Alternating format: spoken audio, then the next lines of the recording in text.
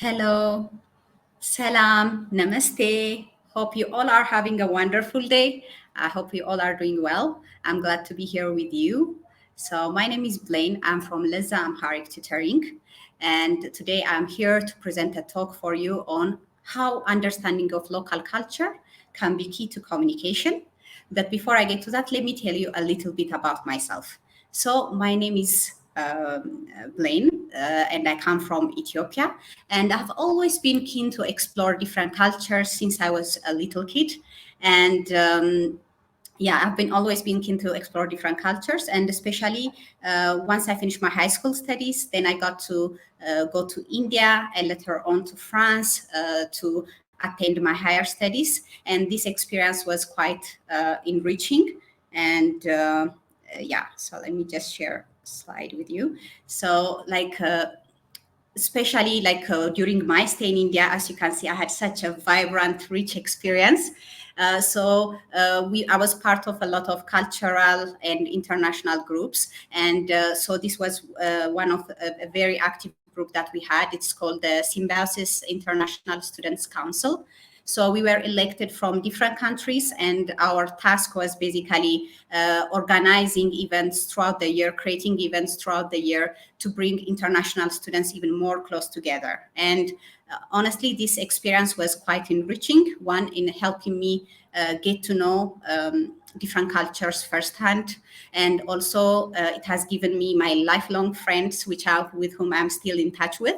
And also it has given me the skill of working with people from different backgrounds. So I'm quite grateful to this experience. And besides that, also, of course, I'm a polyglot, just like the rest of you. I love languages. And so I speak my native Amharic, I speak English and Hindi, French, and I'm currently learning Italian.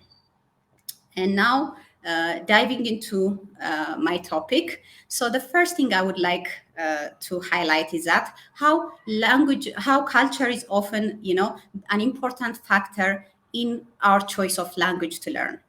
Often before we decide to learn a language, before we choose a particular language to learn, we are often interested either in that country's cuisine, or in the traditional attire, or in the music or dance. So often we are attracted by that before we decide learning a language. Even my personal journey with languages is quite a testament to that. So, for example, for me, Amharic was my native, and English, I studied it at school. But the first language that I learned out of passion was Hindi. So, for me, when I was 12, I started watching Hindi films. And honestly, I just from the moment I watched a Hindi movie, I completely fell in love. I really love the vibrant colors of the outfits, the rhythmic music, the dances, and most importantly, I really loved how the ideals of the principles of life that were taught in Hindi movies, like what relationships should be like, what friendships should be like, how humans should treat one another. So I really love that, almost like idea of life, and I have incorporated that a lot in how I live. And so that's why I started watching Hindi films when I was 12, and already I was speaking Hindi quite quickly. So already by the time I was 15, I was speaking Hindi quite well. And actually, but what you should know is that I never tried to sit down and write the translations. I never actually tried to learn it. I was pretty much imbibing the language the way a child would learn it. So that for me, that was quite profound, because I didn't know I could do that, but it was just that passion that drove me to learn the language like that. And even when it comes to the writing, so one day I saw that one of my classmates in high school, she had the original cassette cover, the music cassette cover of the movie Kuch Kuch Hota Hai. By the way, if you are at all interested in Hindi or in India, I definitely suggest you check out Kuch Kuch Hota Hai, because it's one of like the most heartwarming, capturing movies. So I could pretty much sing all the songs by heart. So I was like, can I please keep this, the lyric, the cover, just for one night? And she was like, okay, fine. And so I had it. And that night I was looking at all these characters, and I was just observing it. Like, for example, because I knew the songs by heart. So for example, just a random example. For example, if Raja is written somewhere, and Rani is written somewhere, then I would understand how Ra is written, So I was comparing and contrasting and just trying to decipher the text. And by now, I understand most Hindi text, unless it is a very complex, like administrative language. Most common Hindi phrases I can actually read quite well as well. So it's quite fascinating to me how I could be so captured by a culture that not only have I learned to speak, but I have actually learned also to write it without making much of an effort, and without going to any school. So that was quite a profound experience that I had. And often, even when I get Amharic students, my first question to them is, what is your link with Amharic? And what is your link with Ethiopia? Because when it comes to the Amharic language, we have such a niche language, So there are certain languages in Africa, for example, Swahili, which is widely spoken across Africa. But when you come to Amharic, it's really quite a niche language, and not. Apart from Ethiopia, maybe in Eritrea, a few people understand it, and maybe in Djibouti. But so it doesn't get you around in many places. So it's always. I'm always keen to know what is your link with Amharic, or why do you want to study Amharic? And often the answers I get that, like some have family ties to Ethiopia, and some need Amharic for work reasons, especially when they move to Ethiopia. But the people who study the language for other reasons are mainly because Ethiopia's significance in African history and Black history. So I don't know how many of you are aware of this, but Ethiopia is one of the 2 African countries that were never colonized, and this has allowed Ethiopia to preserve a lot of its heritage, a lot of its culture, and also has made Ethiopia a symbol of freedom for Black people. And so often I have a lot of students who are interested in Ethiopia because of this history.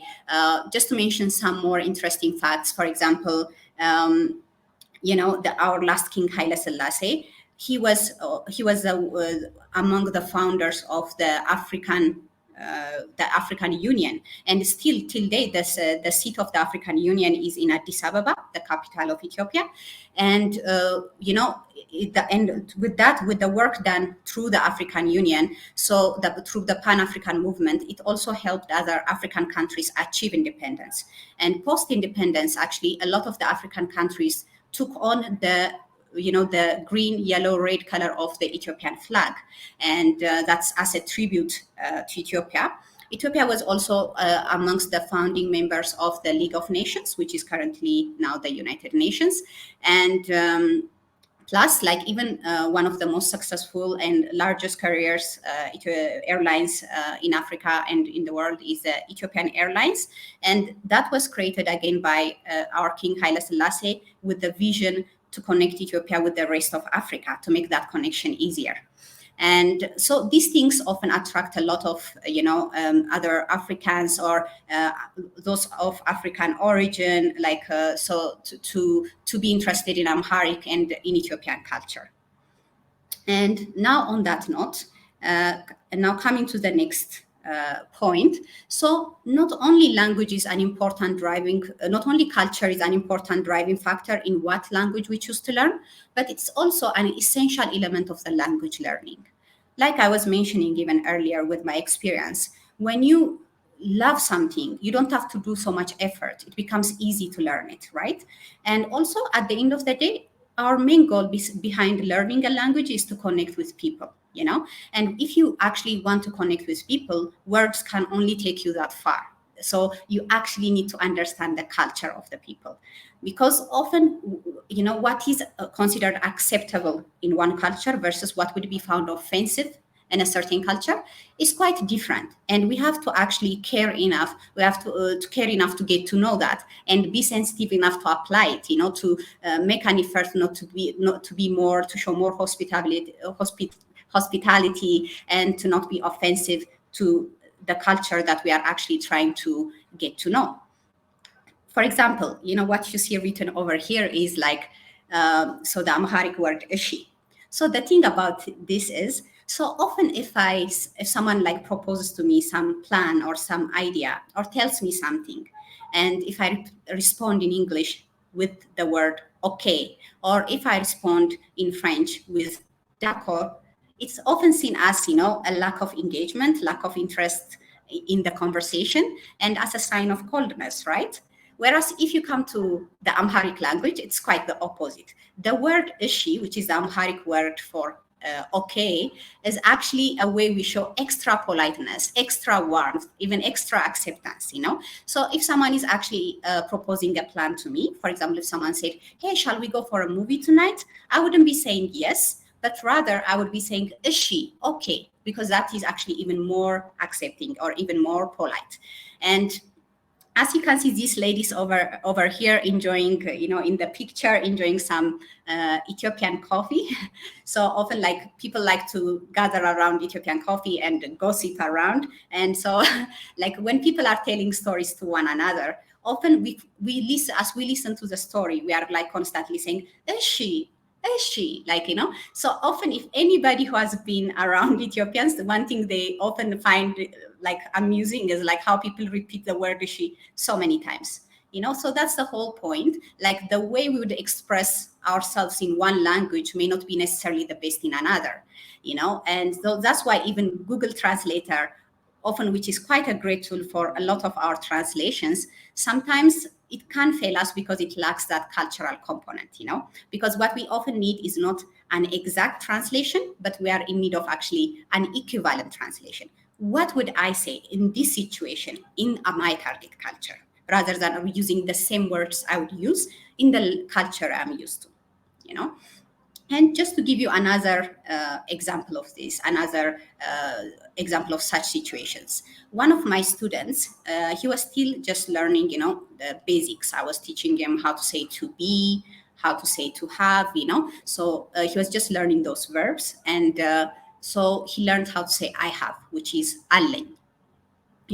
And then he happened to go to an Ethiopian restaurant, and he was like feeling adventurous. He was like, let me try to use this to order some food, though he has not yet learned how to order food in Amharic. So so basically, how in English people can say like, I'll have the ravioli, or I'll have this, I'll have that. So he thought this can work the same way. So he goes like, Dorowet allen. By the way, Dorowet is an Ethiopian chicken dish, which takes like over 10 hours to cook. So that's a story for another day. But yes, so basically he says, Dorowet allen. So he's like, they brought the food, but they were laughing at me. And I'm like, of course they would laugh, because what you said actually sounds like that you have some Dorowet that they owe you in this restaurant. Like, So it's quite, I always find that situation quite amusing. And and it also just made me reflect at my stay in France. And I was like, what if when I was new, I just tried to literally translate the words I would use in Amharic to order something in France? Because the thing is, in France, people like extra politeness in the way they speak to service people. So at service places, often the language is quite polite, and usually they make full phrases. And service people also like to be addressed often as vous rather than toi. So it's like more like very, very like, proper, like, Whereas if you come to Ethiopia, like when we at service places, both the clients and the service people like everything to be like to the point and very quick. So if I wanted like something like a coffee in Addis, I would say like, bring me coffee, please bring me coffee. Or I would be saying like, give me the bill. So it was like pretty much to the point. Bring me, give me, it's like that. And I'm just imagining, like, if I tried to use that in France, like if I just said like, ramène moi, donne moi, like, then I think probably before I even get the taste of any coffee, I will end up getting kicked out of that cafe or restaurant. So that's why, like, we always have to bother to understand that how warmth and hospitality is expressed, it's different from one culture to another. So we always have to care enough to get to know not only our target language, but also our target culture. And moving on, another thing that I found to be quite fascinating, again, going back to my journey with Hindi films, and is that how they have managed to create this very powerful platform that, if not more, that is as equally popular as the Hollywood film industry, you know. And the thing that I found to be quite fascinating is that, like, they have actually found a way to have their own representation. They have managed to have a say in how their culture is represented and how their nation is represented.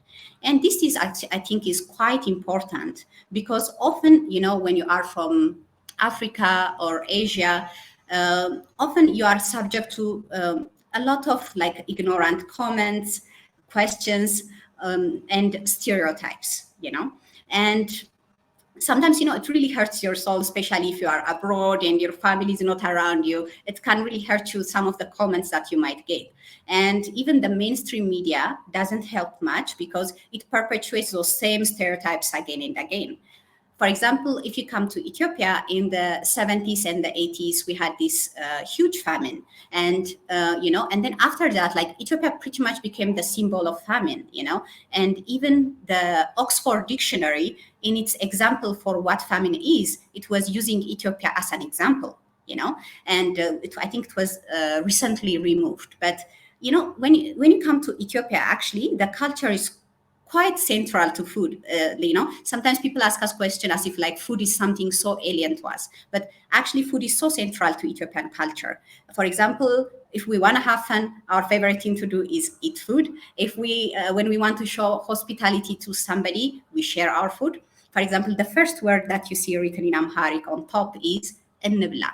Enibla means let's eat. So the tradition is like, if you run into anybody, while you are eating food, it could be at home, it could be at a restaurant. If you run into anybody, you always say "Ennebla" and you invite them to the food. And often, rather than having our individual plates, we really enjoy, as you can see in the images, we really have having this one big plate where we all dig in and share that food.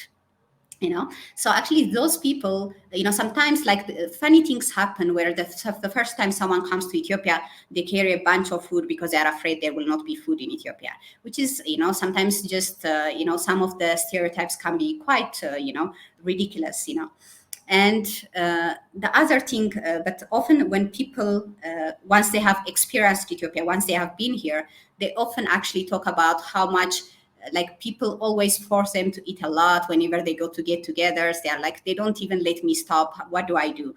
That's because in our culture, actually, if somebody is invited to your home, or even it could be somebody who came for work, like a plumber or a gardener, if they came to your home and they left without being full, that is like a shame to the family, So it's quite central actually to the culture. And the word you see written at the bottom is gursha. So gursha is what you see the man giving the woman. So we actually like giving a bite to people, so the way we show hospitality is that, especially if it is the first time you are trying out Ethiopian food, normally your Ethiopian friends would be like giving you a bite. But not only once, we actually do it twice. Because there is this superstition that if you give gursha only once, that you'll end up having a dispute or you'll end up fighting. So we like to give gursha twice. And so that's the thing, I know poverty is a reality in a lot of African countries and in some Asian countries, but it definitely does not encompass who we are as a nation, who we are as a culture, and it doesn't take away also from the many things that are there to celebrate about our history. And so that's the thing, which is important to notice. And noticing this also really became a defining moment, that when I was creating my brand, I will never make the mistake of just seeing myself as, a language teacher. But I really wanted to take on the responsibility of being the cultural ambassador of Ethiopia, because my platform is, maybe it may not have that many people, but for whatever people it has, that is one window that people can see Ethiopia through. So I want to share the things I love about my nation, the things that are to celebrate about my culture, my history, so that the way I fell in love with India, maybe I make you guys fall in love with Ethiopia a little bit too. Okay. And now moving on, so just to share some interesting facts about Ethiopia. So this is what you see over here is on the right. What you see is the Ethiopian calendar. That's just one of the months. And so basically, the Ethiopian calendar is one of, I think, the important things to discuss when it comes to Ethiopia. So, for example, the ones you see on the left, the list you see on the left is the Ethiopian months. As you can notice, we have actually 13 months instead of 12. So this actually, but overall, a year would consist of 365 days and 366 in a leap year. And how that works is we have 12 months, which are exactly 30 days each, and we have a 13th month, which is 5 days and consists of 6 days in a leap year. And this has given also Ethiopia the famous tourism tagline, like which was there especially during the monarchical times, 13 months of sunshine. So because in whichever month you come to Ethiopia, even during the rainy season, often the sun will come out at least at some part of the day. So often we like calling Ethiopia 13 months of sunshine. And the other interesting fact is that I know most of you are enjoying 2023 currently, but in Ethiopia, we are actually still enjoying 2015. And what you see on top is 2015 written in Amharic. So it's quite different. It's almost coming to a whole different world. And also an interesting fact about this is that I'm sure a lot of cultures actually have their own native calendar, but it has been nowadays left just for festivities and all that. But actually, this calendar is an active working calendar that's used in most offices throughout the country. So I'm really glad that this history got to be preserved in such an active form till present day. And the flower that you see over here is like a flower that blooms uniquely for the first month of the Ethiopian year, so you really feel you visually feel like it's a new year, because we have like long rainy months before the new year, and from that then now suddenly the clouds and the rain give way to bright sunshine, and you have this flower, which is a wildflower. We don't plant it, so it grows all over the country, and that is Adei Ababa, and it uniquely blooms only for the first month of the Ethiopian New Year. So that's quite fascinating. And besides, this calendar is also the liturgical calendar for the Ethiopian and the Eritrean Orthodox Church, And another interesting thing that defines Ethiopia is religion. People are quite religious, and a lot of the things they do are based on the virtues mentioned in religion. There is a lot of fasting. For example, these symbols, these images represent the Ethiopian Orthodox Church. So we actually have 180 days compulsory vegan fasting out of the 365. And for people who are even more devout, they actually fast for 250 days out of the 365. So we are pretty much vegan most of the time. So for anyone who is vegan, we have actually a lot of vegan dishes, so you don't feel deprived. So it's a vegan haven. So, and to mention more things about the Ethiopian Orthodox religion, it's really quite significant. You cannot talk about Ethiopian history without the Ethiopian Orthodox Church, because the history goes, it's the most ancient religion. Even our calendar comes from that. And even the kings in Ethiopia were coronated by the Ethiopian Orthodox Church. So it's impossible to be a king without the approval of the Ethiopian Orthodox Church, And so some interesting facts are the coins that you see on top. They are actually coins at the time when Christianity became a state religion in Ethiopia. That happened in the 4th century AD during the time of King Gizana. So once he accepted Christianity, so he made, you can see in the image, there are like cross signs on the coins. So he made those cross signs and on the coins to give that symbol. Now Ethiopia is an Orthodox nation. And what you see here on the left is the rock-hewn churches of Lalibela. I don't know if you know about it, but they are actually carved out of a single stone. There are about 11 of them, and they are like a huge tourist attraction in Ethiopia. And what you see on the right bottom is the celebration of Epiphany. So a lot of the festivities are quite colorful, where people engage, and we have a lot of religious festivities. So that's a little bit on the Ethiopian Orthodox Christianity. And also, another thing is that even in Islam, Ethiopia has quite a special significance. So the first thing is that when at the time when Muslims were being persecuted in Mecca, actually they sought refuge in Ethiopia. I think at the time our king was King Arma, and so the prophet came with some believers, and they were allowed to have refuge in Ethiopia. And so what you see on the left is the most ancient mosque in Ethiopia, which was built during the 7th century. It's called Al-Najashi. That's found in Tigray. And what you see on the right is the city of Harar. The city of Harar is considered the fourth holiest city in Islam because it has over 82 mosques and other significant roles it plays in Islamic religion. And so Ethiopia is a place of religion. So Christianity and Islam are the predominant religions.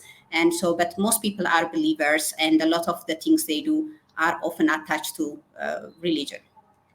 And of course, I cannot talk about Ethiopia without talking about the vast diversity it has. So what you see over here are some of the beautiful pictures actually that were taken for the 13 months of sunshine poster, which was like actually during the time of Haile Selassie, which is quite a long time back. But the posters were so popular, you'd find it in the house of everybody, especially during even the 90s. So, but this image, I can only show you few tribes, but if you go to each corner of Ethiopia, you'll see a different music, different traditional attire, different dance forms. So it's quite diverse. Ethiopia is a very diverse place. And that brings us to, of course, the Amharic language. So in Ethiopia, overall, we have more than 89 languages and 200 dialects. But the language that I speak and teach is Amharic, or how we call it in Amharic is Amarenya. And so just to tell you a few interesting things about the Amharic language. First of all, what you see on the left is Amharic alphabet. So we have 33 base sounds, and while we have, 7 forms of each. And plus we have even certain AIDS characters, which I have not included in this image. So we have quite a number of characters and quite certain sounds that do not exist in English. For example, ta, cha, tsa, ka. We have certain sounds that do not also, which do not exist in the English language. And what you see on the right over here are the Amharic numbers or the Ge'ez numbers. So Amharic comes from the most ancient language in the country, which is Ge'ez. Both are like Semitic languages. And this script, the Ge'ez script, makes also Ethiopia the only African country to have its own script. So the Amharic language was also a very prominent language. It was the language of the monarchy. So during the monarchical times, work was conducted in Amharic, and still till date, some amongst the most widely spoken languages in the country, which allows you to get around in most places, especially the capital, Addis Ababa. And now, lastly, coming to my brand, Leza Amharic Tutoring. So first of all, why did I call it Leza? Why did I decide to call it Leza? The reason I called my brand Leza is that Leza means in Amharic, when something done in a beautiful way, in a graceful way. So you bring that to languages. When someone speaks eloquently, we say like, oh, she has Leza or he has Leza. So that's what I aim, I aim to give to my students. As you see the motto at the bottom, the one written in Amharic, it says, Nigigron Leza Nalabso.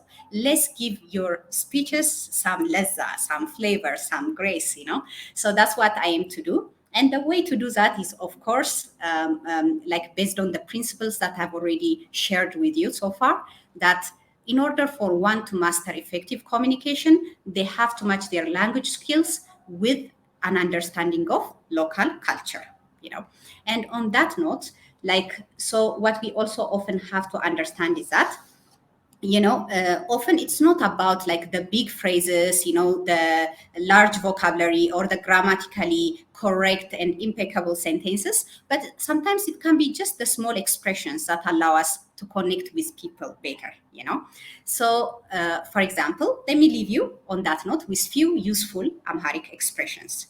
The first one is the one you see on the left, aizo to a guy on top and aizosh to a girl.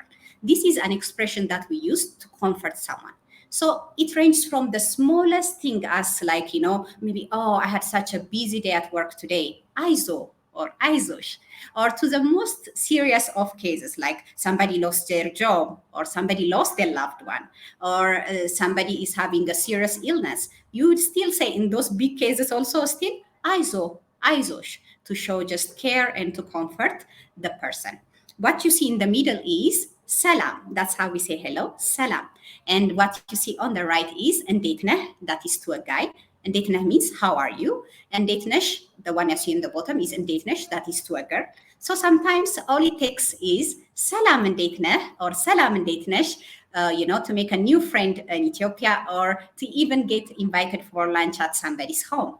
And lastly, I would like to share with you the Amharic word for thank you. አመሰግናለሁ. I'm quite grateful to get opportunity to share my view on language learning and to get a chance, of course, to connect with you. For those of you who are interested in the Amharic language or in Ethiopia, feel free to reach out to me. I am available on Facebook and Instagram and on YouTube with this page named Leza Amharic Tutoring. And I'm quite grateful for this opportunity. አመሰግናለሁ. Thank you. Dennevad. And now I'll be looking at your questions. Thank you for listening to me. Thanks for giving me this time. Okay, so now I will be addressing my first question. So the first question is, English was the first language you have learned, but not the first you are passionate about. How did the experience of learning English without passion differ from learning other languages with passion? Okay, so yes, that's a good question. So the thing is, like, English in Ethiopia is like, my native is Amharic. So the first non-native language that I learned was English. So that was part of the school process. So the thing is, like, that's the thing. Like, there were times where, at least at earlier periods of school, like I used to struggle, especially in the primary school, where I used to struggle with some of the grammar of English and all that.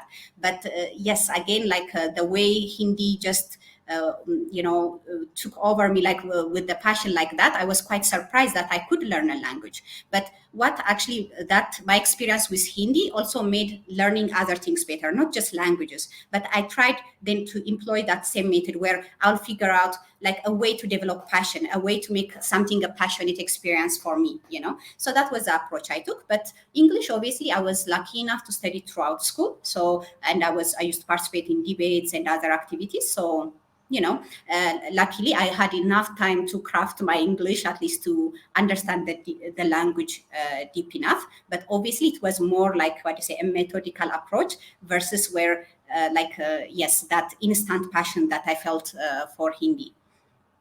Okay, and now going into my next question. Do you have any recommendations for entertainment media in Amharic and where to find it? So one, of course, in my own page, Leza Amharic Tutoring on YouTube, I share cultural things. Even on the Instagram and Facebook, I try to share fun facts about Ethiopia.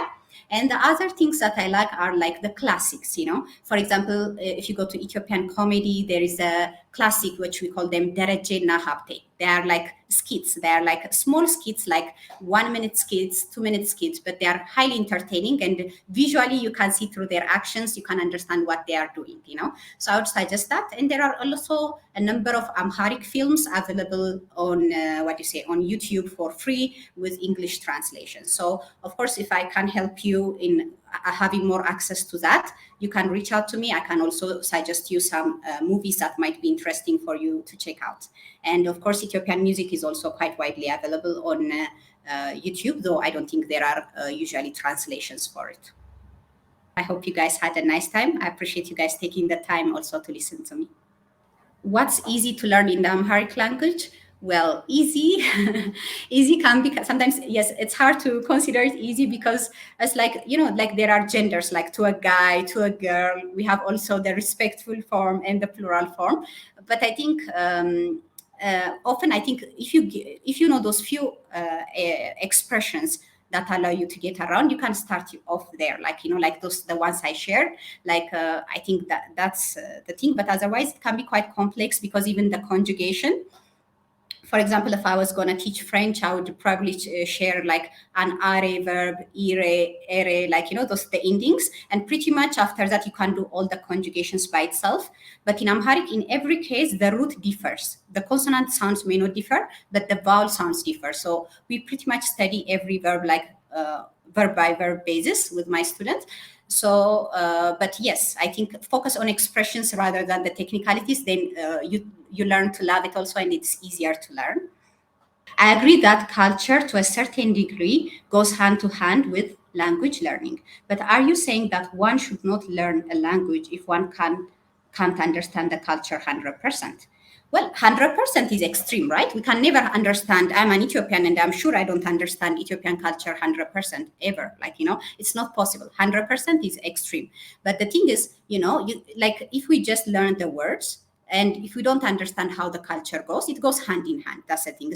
It's fine tuning the balance. But otherwise, if you have no interest, like for example, if somebody has no interest in my culture, like I doubt that I would be able to connect with that person that much if they are just learning just the words, more like mechanically, like I don't know how to say it. So I think culture helps because it's about connecting. So to connect to a person, I think sometimes it could be just a few things. I think one of the times my student came to Ethiopia and we went to a parlor, and she just said, like, when someone sneezes in Amharic, we just say Yimare or Yimarish. When she said that, everybody like we became so happy in the parlor, So sometimes I think cultural things are how we connect to people at the end of the day. But 100% is always extreme, So I don't think it's possible for anyone to learn 100% of anything.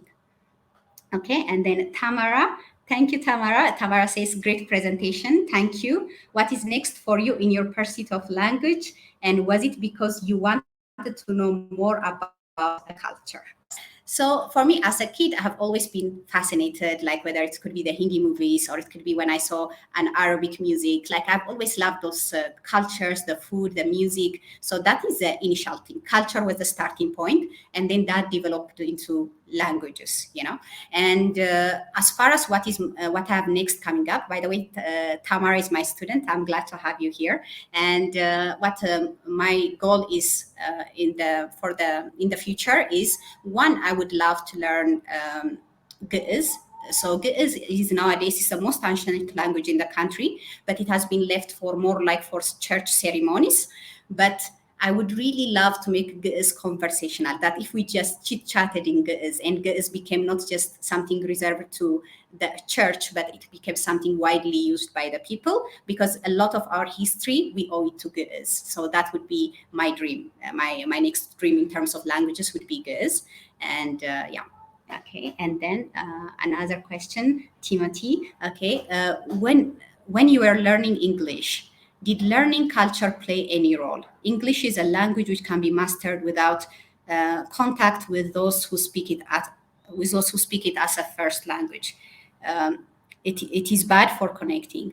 Well, and yes, I understand what you mean, but it's like for me, one was school, but I think again, my in English language also there are so much of slangs and expressions, right, which will not be taught like at school.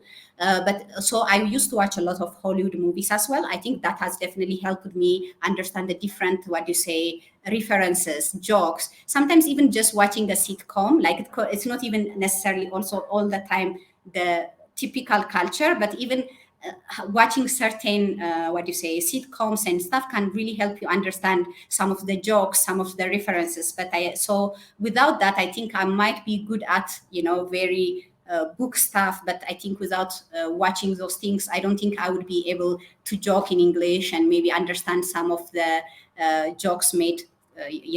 So I think that still plays a role. Okay.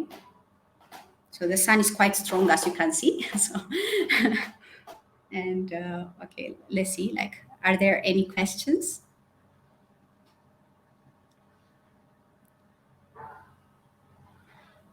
All right. Okay. Okay. Thank you all. Thank you for listening to me, and thanks for giving me this time. I really appreciate it. I wish you all a wonderful day in Amharic. That is Dehna Walu, and बहुत शुक्रिया, धन्यवाद, passe une bonne journée. Okay. So have a nice day. Bye.